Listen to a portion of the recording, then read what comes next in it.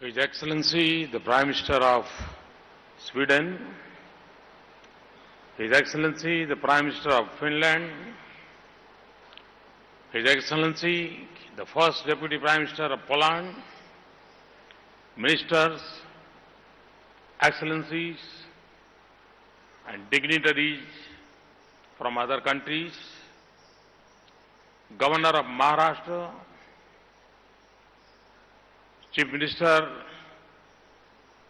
Maharashtra,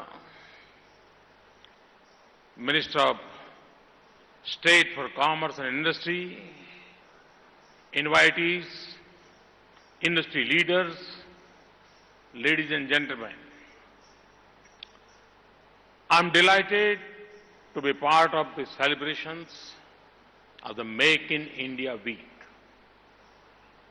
I welcome you all to Mumbai, the commercial capital of India. I particularly welcome our friends from abroad and thank them for their active participation. I thank the government of Maharashtra for hosting this event. I also thank other states for their active participation. Friends, when I look back at the launch of the Make in India initiative over a year ago, I also recall the aspirations of our youth. 65% of the population of India is under the age of 35. This youthful energy is our greatest strength. We launched the Make in India campaign to create employment and self-employment opportunities for our youth. We are working aggressively towards making India a global manufacturing hub. We want the share of manufacturing in our GDP to go up to the 25% in the near future. We were also aware that under the pressure of this campaign, the government machinery will be required to make a number of corrections on the policy front. We are committed to make in India an easy place to do business. We want to present to the world the enormous opportunities that India offers as a base of manufacturing design, research and development. Make in India Week is an opportunity to take stock of how we have performed and what could be the road ahead. This event will showcase different aspects of the progress that we have made.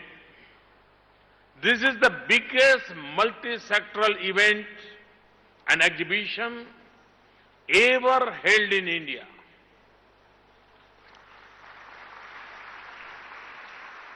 I encourage all of you to see for yourselves the direction that India is taking.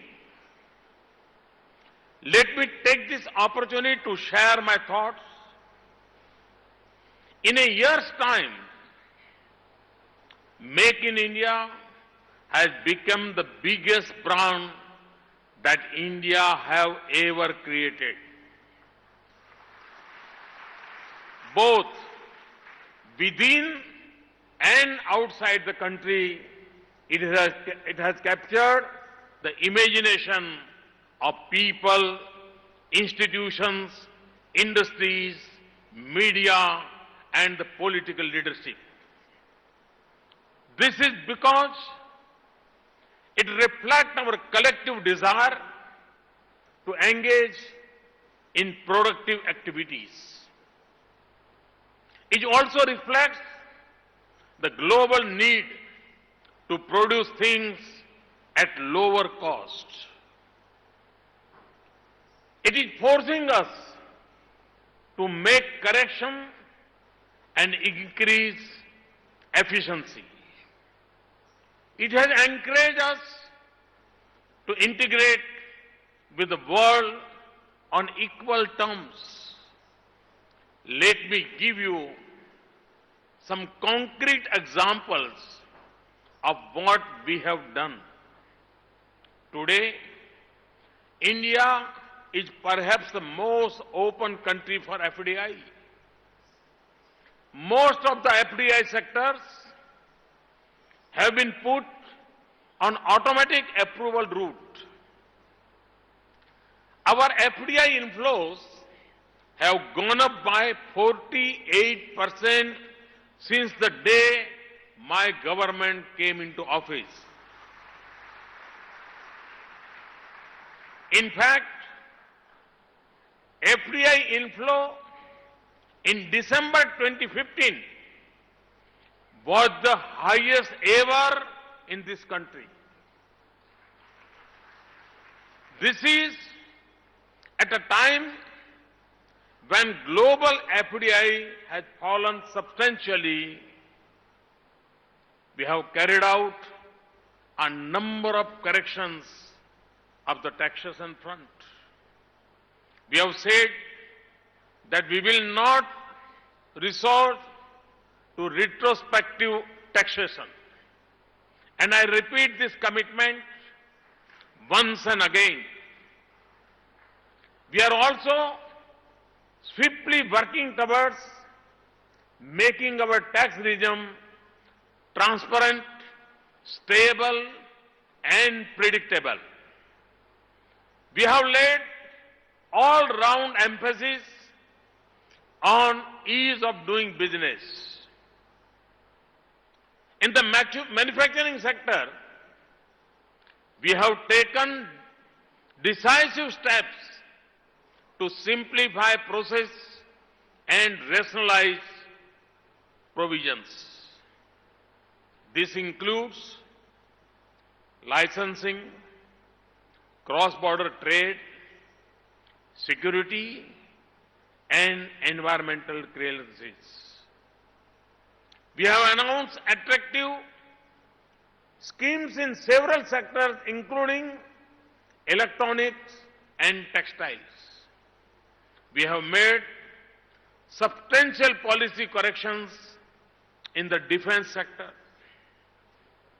From licensing to offset regime and export regime, we have given what the defense industry was looking for. Smooth and transparent allocation of natural resources is another example. The advantages from these are twofold. On one hand, the production of such resources has gone up. On the other hand, the transparent regime that we have established provides a level playing field among users and stakeholders.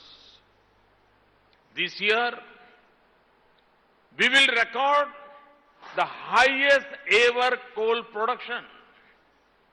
Also, 2015 was the year where India's highest ever generation of electricity was recorded.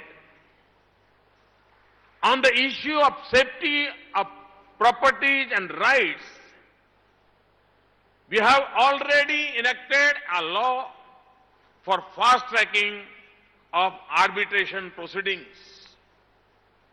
We are establishing a dedicated commercial courts and commercial divisions in high courts. The formation of the Company Law Tribunal is at the final stage. Soon, we shall be putting in place an effective IPR policy and patent regime. We hope to pass the bankruptcy law which has been tabled in Parliament. Hence, on the front of policy and procedure, we have made our systems cleaner, simpler, proactive, and business-friendly. I believe in minimum government and maximum governance. Therefore, almost on a daily basis, we are trying to remove the bottlenecks that were affecting investments and growth. It is good to see that changes and corrections are taking place not just at the level of the federal government, but also at the state level. States are now in healthy competition to provide ease of doing business and infrastructure linkages. The results have been encouraging. India has become the fastest growing large economy in the world.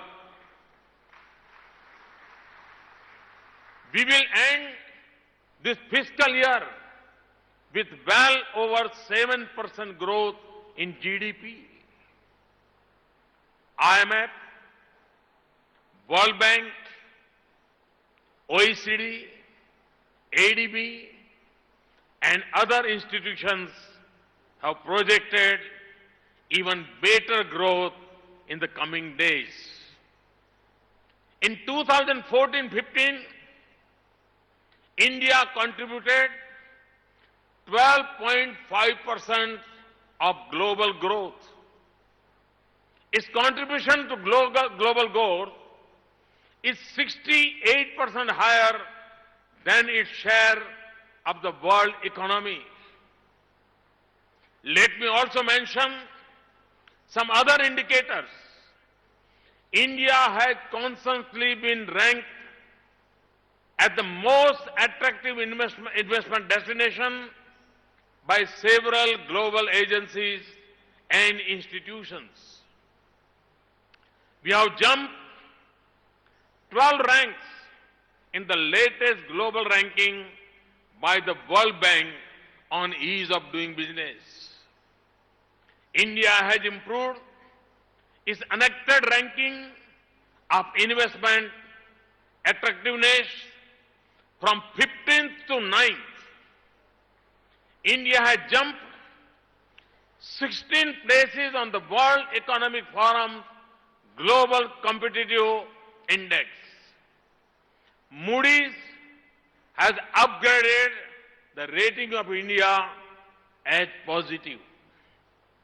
The momentum of the Make in India campaign has given us confidence. It motivates us to make our policies and processes easier and friendlier. With this background, I invite and encourage you to make in India your workplace and also your home. Friends, we are particularly keen to scale up investments in next generation infrastructure. This includes roads, ports, railways, airports, telecom, digital networks, and clean energy. We are also investing in our social, industrial, and agricultural infrastructure to give better income and quality of life to our people. So far, it was our implementation capacity that was the biggest bottleneck. We have speeded up processes. The result is faster turnaround of projects, India's highest ever kilometers of new highways contract awarded. Similarly, the increase in railway capital expenditure was the highest this year. Thus, whether it is a physical or social infrastructure, we are executing it much more efficiently than ever before.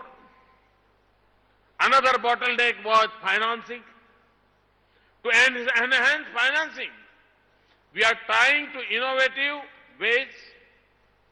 We are opening up our greenfield and brownfield projects for public-private partnership.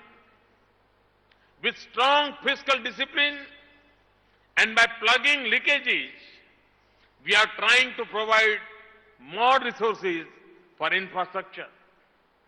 We have also set up the National Investment and Infrastructure Fund. We have come up with a mechanism of tax-free infrastructure bonds for projects in rail, road and irrigation sectors. We are working with a number of countries, financial markets and funds on these financial instruments. Ladies and gentlemen, India is a land of immense opportunities. 50 of our cities are ready for setting up metro rail system. We have to build 50 million houses. The requirement of road, rail and waterways is enormous. There is no time for incremental changes. We want a quantum jump. We have also decided to do this in a cleaner and greener way. That is why we have made a commitment to the world community at the recent COP20 meeting in Paris. Hence, we are going for renewable energy in a big way, 175 gigawatts.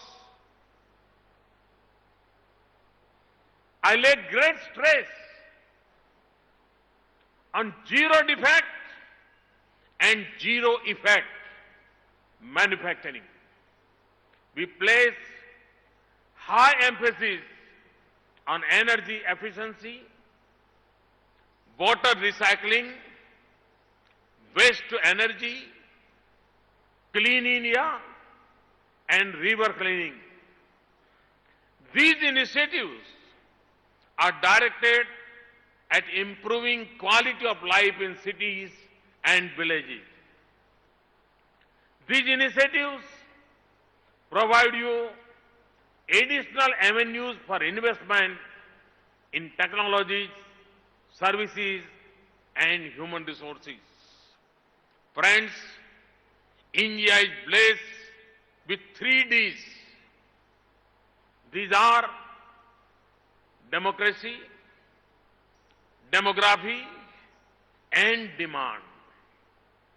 To this, we have added the fourth D, that is deregulation.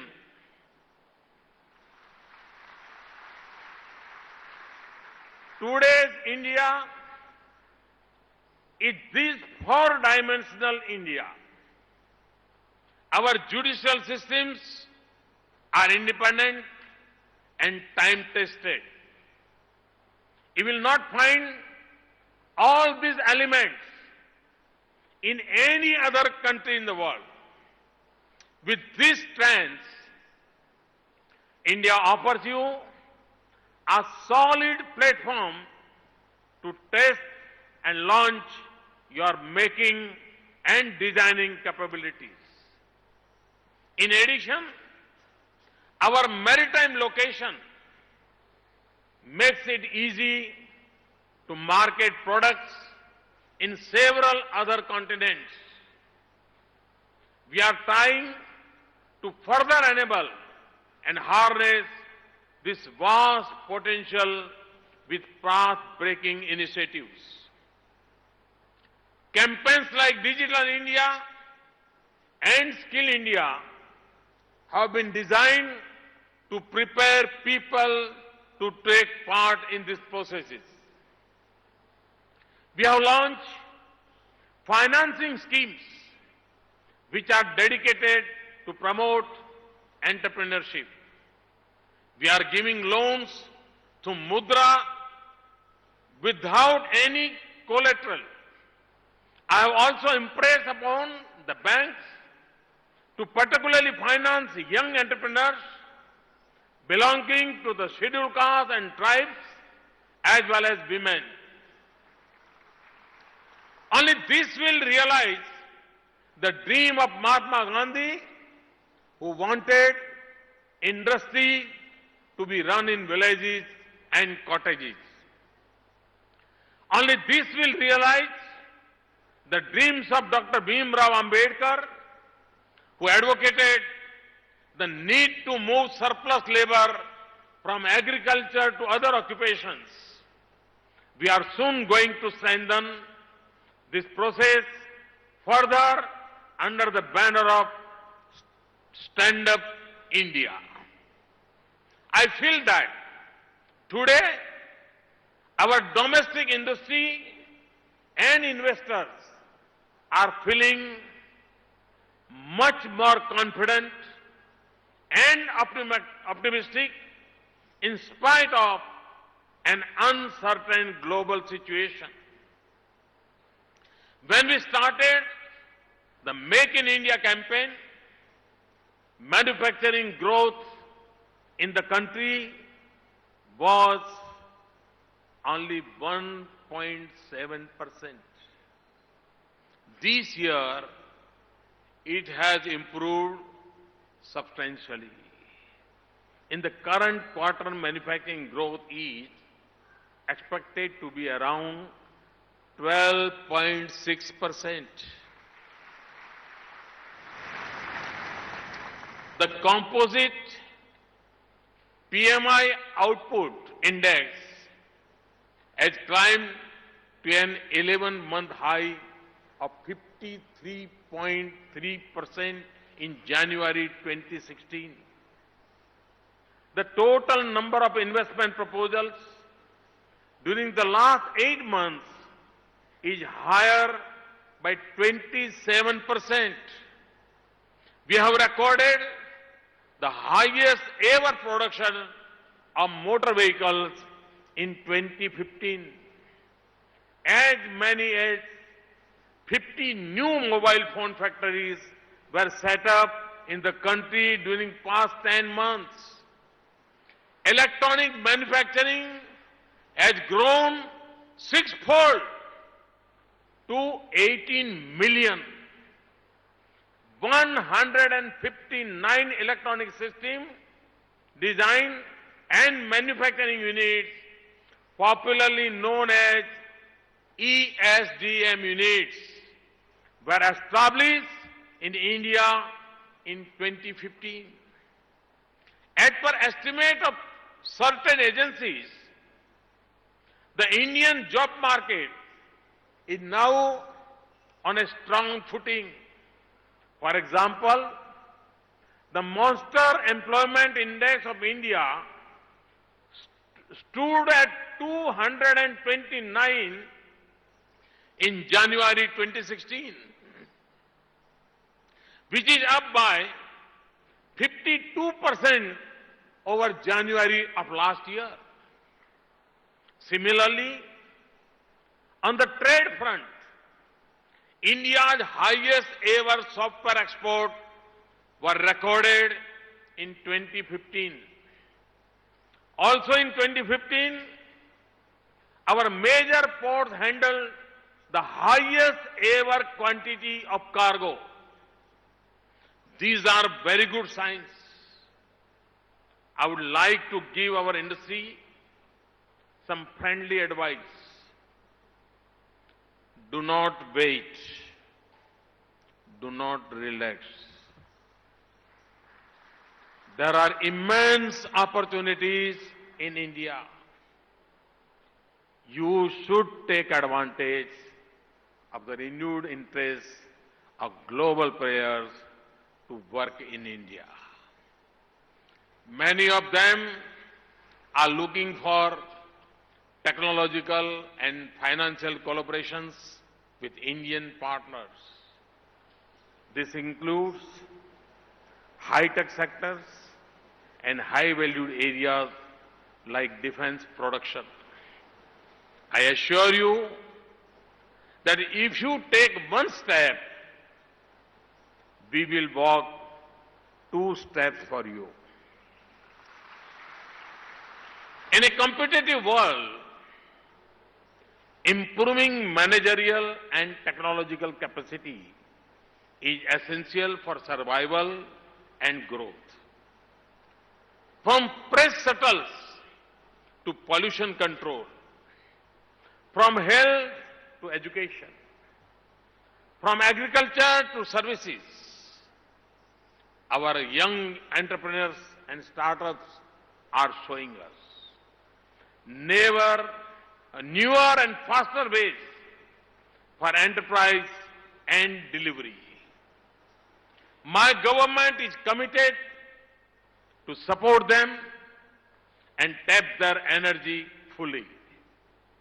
We want our youth to become job creators rather than job seekers. That is why we have launched the Startup India campaign. We are keen to find ways in which our minds are able to empower the hands. Our hands are able to master the machines. Our machines are able to make the best. Our products are able to beat the rest. Make in India is a drive to fulfill unmet demands of the common man. It is also an effort to engage and empower unemployed. I also emphasize on Make for India so that human and sectoral needs can be fulfilled. I've heard several global companies talk about the localization plans.